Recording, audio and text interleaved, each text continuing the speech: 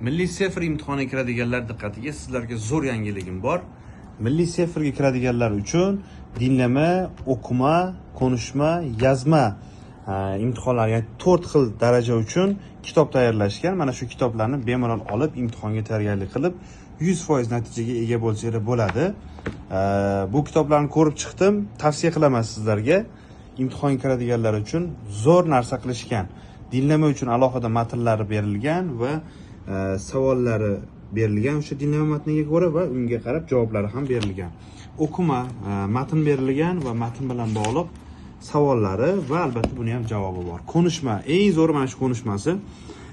Imtihonga kirganda konuşmasi xuddi imtihondagidek qilingan.